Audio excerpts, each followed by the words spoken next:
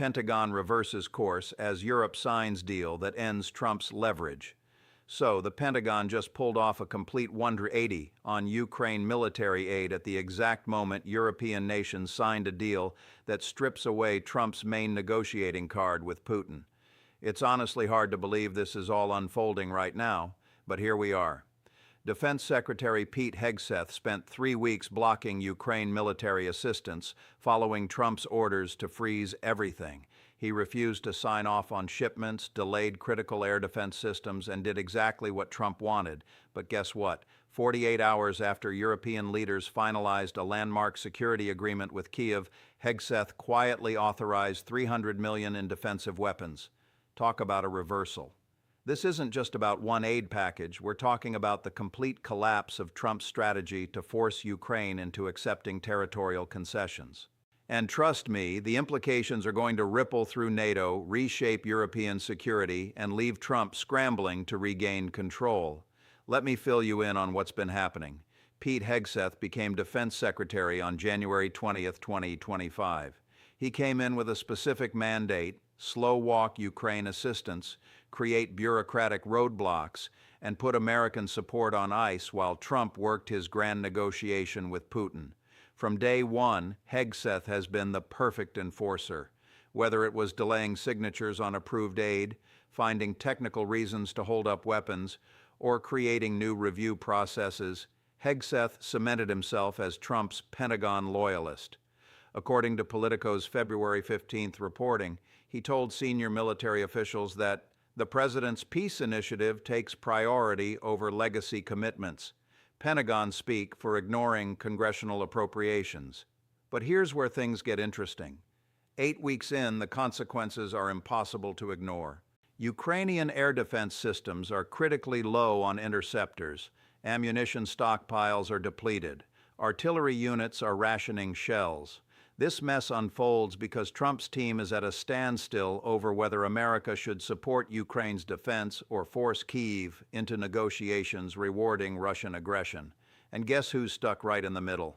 Yep, Pete Hegseth. He's supposed to defend American interests and maintain NATO credibility. But here's the kicker. Trump isn't interested in alliance management or strategic deterrence. He wants a deal with Putin, regardless of the cost. And before we go any further, let's be real for a second.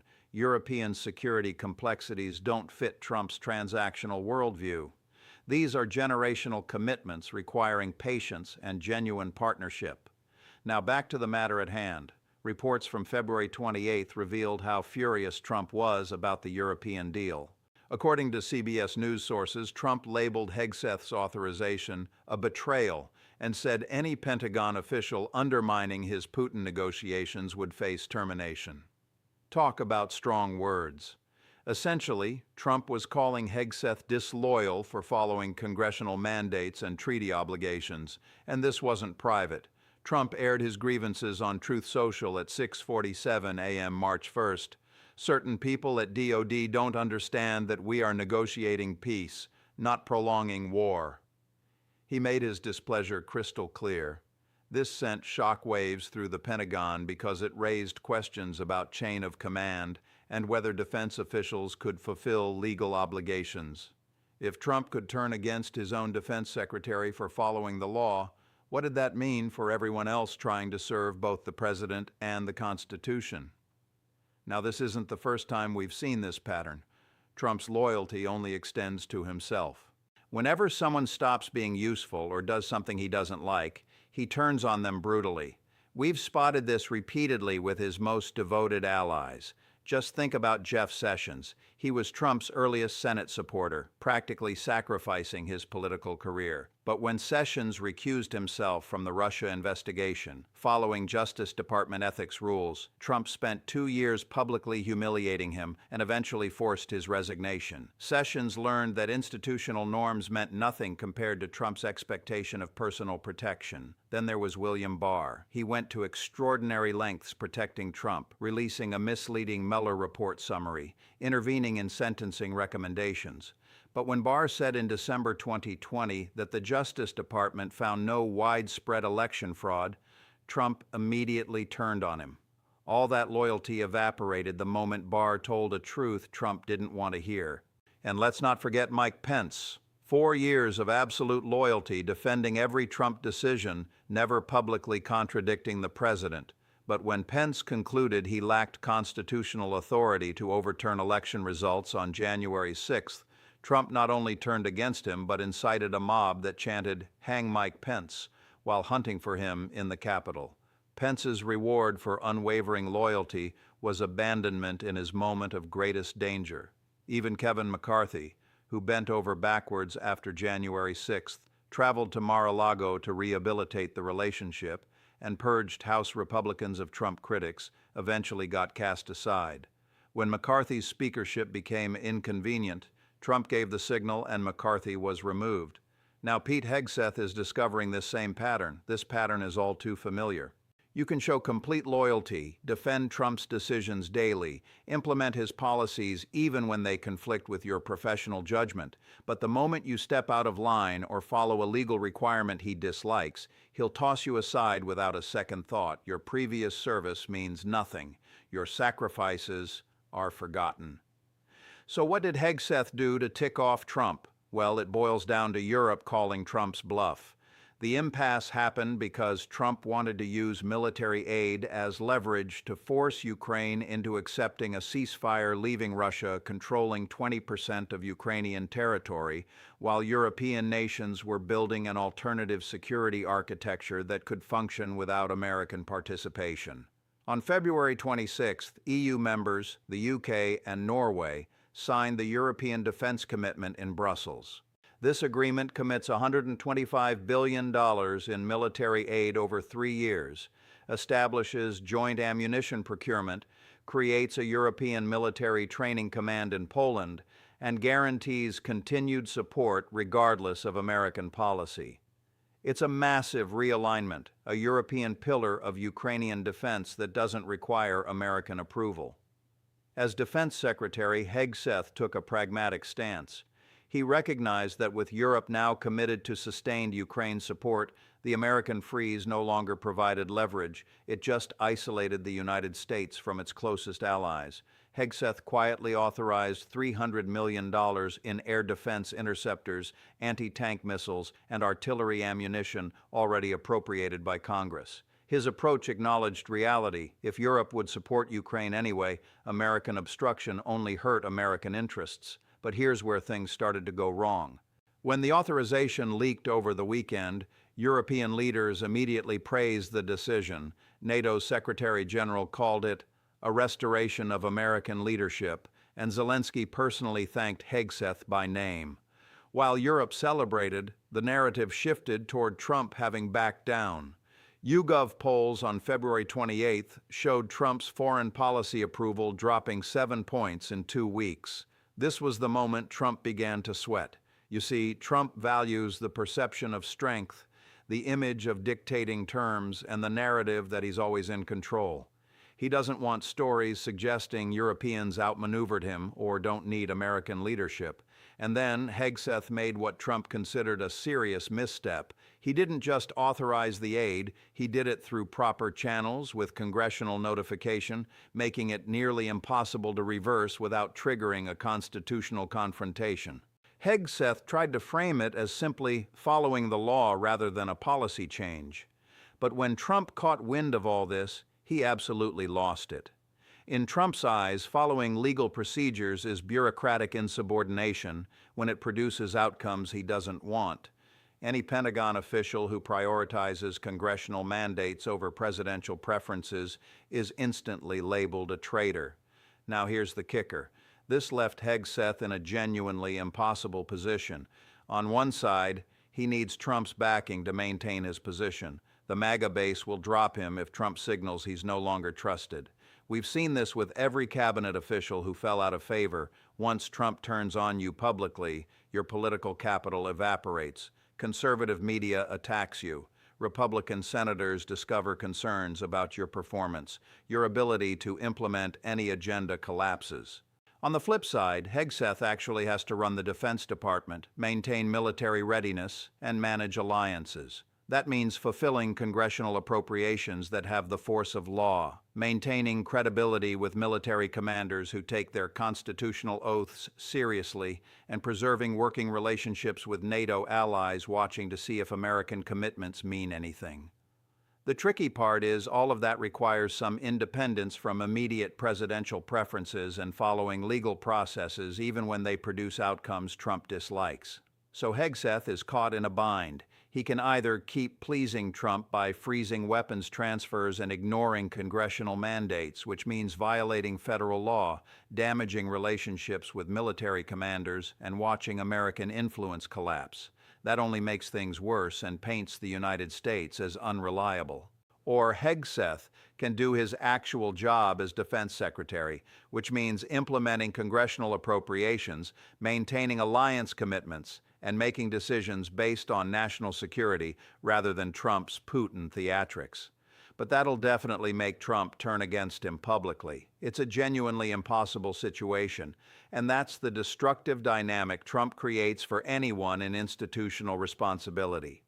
He demands complete personal loyalty and wants officials to ignore laws and norms without question, but then he points fingers when inevitable consequences emerge. He's not shy about tossing even his most loyal appointees under the bus whenever it suits his immediate needs. This whole scenario is causing major stress within the national security establishment. If Trump has turned on Hegseth publicly, despite the defense secretary doing exactly what Trump initially wanted for 2 months, and is willing to publicly undermine his own cabinet official over following legal requirements, every senior Defense Department official is wondering if they're next. The message is clear. Legal obligations don't matter, congressional appropriations don't matter, only Trump's moment-to-moment preferences matter. Those moderate Republicans in the Senate trying to balance Trump support with concerns about alliance stability are now worried sick about being next if they raise questions. Senators who voted to confirm Hegseth are watching a former colleague get publicly attacked for doing his job. Meanwhile, the hardline isolationist faction believe Hegseth isn't MAGA enough. Steve Bannon went on his podcast March 1st calling Hegseth just another Pentagon lifer and demanding Trump replace him with someone who will actually implement the America First agenda without sabotage. Things became even more tense when Senator Lindsey Graham broke away from defending Hegseth publicly. Graham had been pushing for Congress to assert its constitutional authority and criticized Trump for creating an unnecessary constitutional crisis by blocking legally mandated transfers. When someone as historically aligned with Trump as Lindsey Graham starts turning against the administration's approach, you know the political situation is becoming genuinely unstable. Graham isn't some moderate or secret Trump skeptic. He's been one of the president's most reliable defenders. But even Graham apparently has a line when it comes to congressional authority and alliance commitments, and Trump crossed it. But wait, there's more, and it gets into unprecedented constitutional territory. On February 27th, the House Armed Services Committee, led by Republican Chairman Mike Rogers, issued a formal letter to Hegseth stating that the Pentagon's refusal to obligate congressionally appropriated funds constituted a violation of the Impoundment Control Act of 1974. The legal argument is straightforward, even if the political implications are explosive. When Congress appropriates money for a specific purpose, in this case military assistance to Ukraine, the executive branch doesn't have authority to simply refuse to spend it. The Impoundment Control Act prevents presidents from using spending freezes to override congressional decisions. The law requires that if a president wants to delay or cancel appropriated spending, he must formally notify Congress and receive approval.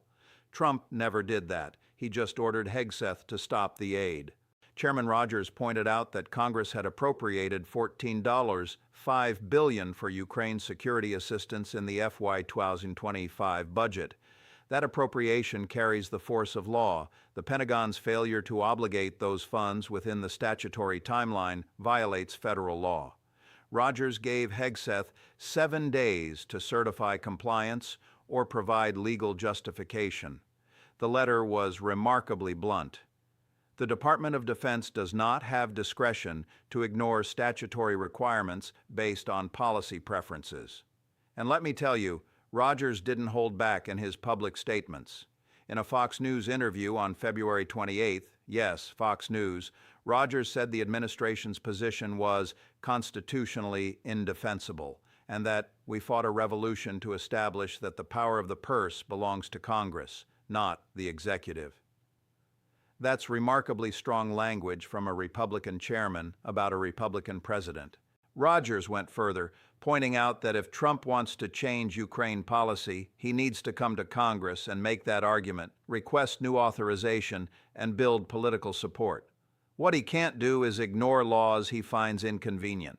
Rogers stated, "The Impoundment Control Act exists precisely to prevent this kind of executive overreach. If we allow it to stand, we're essentially saying congressional appropriations are meaningless suggestions rather than binding law." The significance of a Republican chairman calling out a Republican president by name, using terms like constitutionally indefensible, created a real stir. It's a significant move, reminding Trump he isn't above the constitutional separation of powers. This doesn't usually happen in functioning democracies where parties maintain unified fronts. When it does, it signals institutional loyalties competing with partisan loyalties, historically a precursor to serious political realignments. Legal experts are noting we haven't seen this kind of congressional pushback against presidential impoundment since Nixon, which is exactly what prompted the Impoundment Control Act.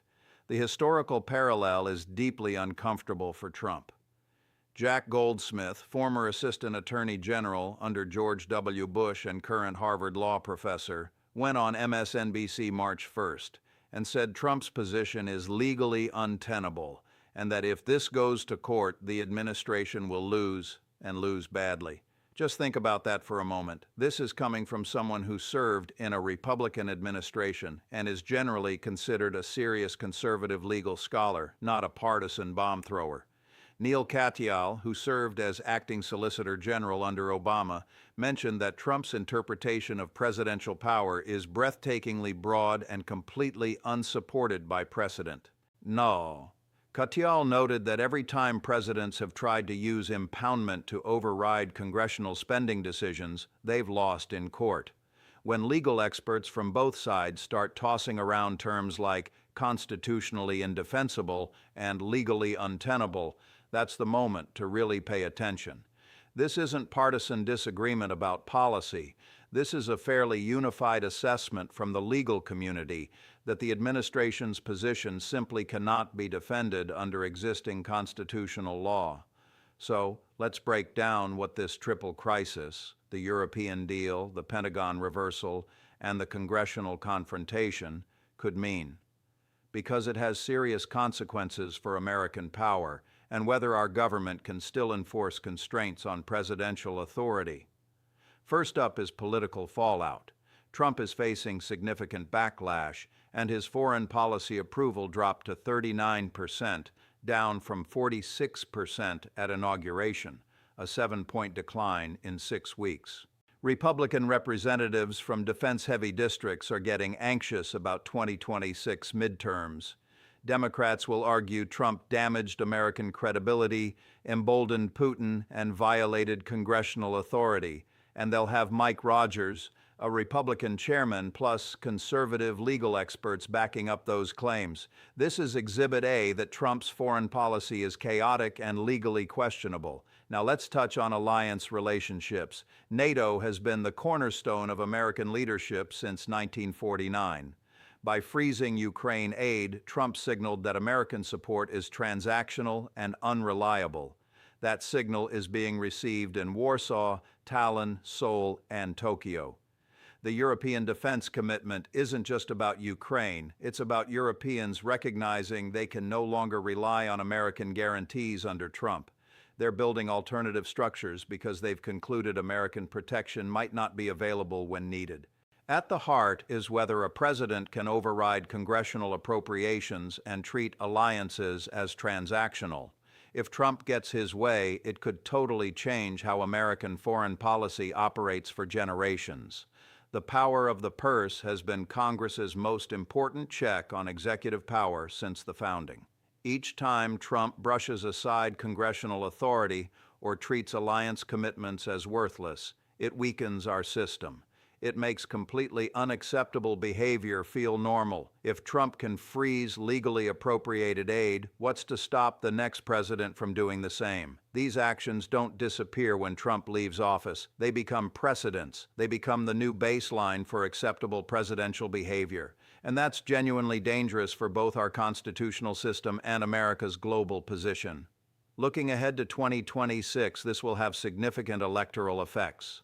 If the story is Trump battling his own cabinet, fighting Republican chairmen, and losing confrontations with allies, that spells trouble. Voters don't reward chaos and constitutional crises. They want stability and respected American leadership. Expect Democrats to champion a message focused on restoring credibility, respecting congressional authority, and rebuilding alliances.